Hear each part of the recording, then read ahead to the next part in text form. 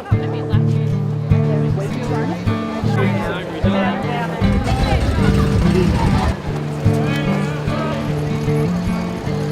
the brand milk and put money in the farmer's pockets.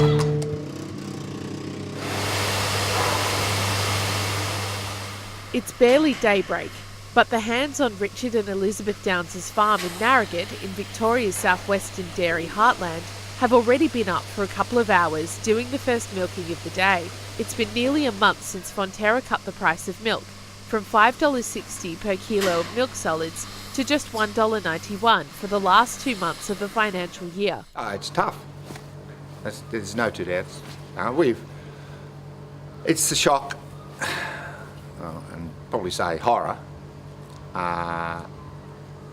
of the fact that in our case, it's somewhere between $100,000 and $150,000 short. We've sold animals. We're investigating selling property.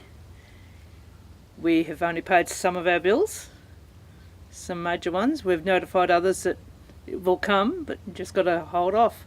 We can't do anything about it. The federal government last month announced a $500 million relief package which included concessional loans to dairy farmers.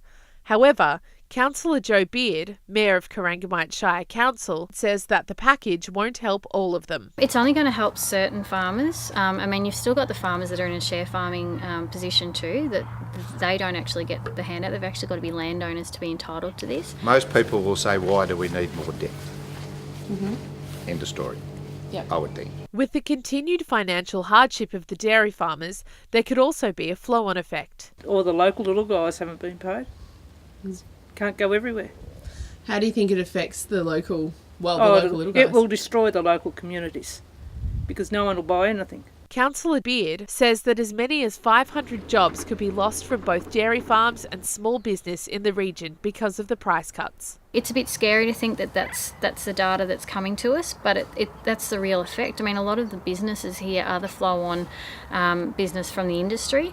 You've got your small business, small agricultural, fertiliser, grain, then you've got your veterinary clinics.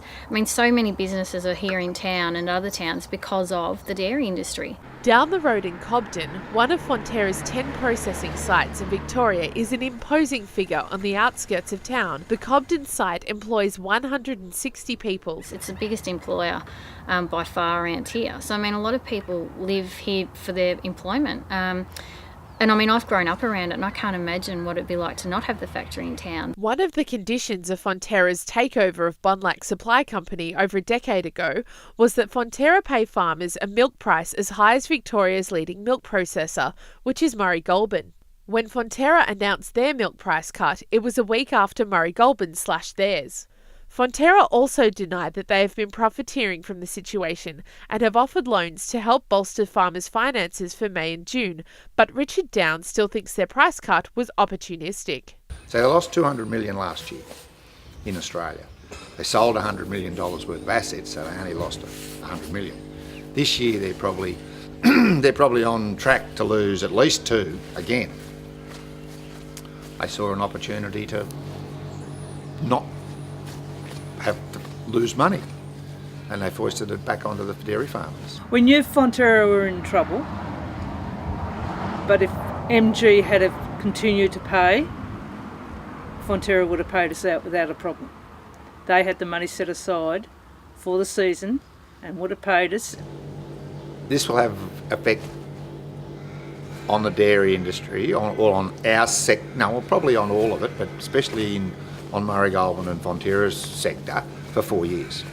The biggest thing will be what the opening price is going to be from the processors coming for next season. People can't do budgets until they know what their prices for their milks, their products are going to be going forward, and until we can get some stability around that, it's going to be very much a question mark over how long this impact's going to be around for.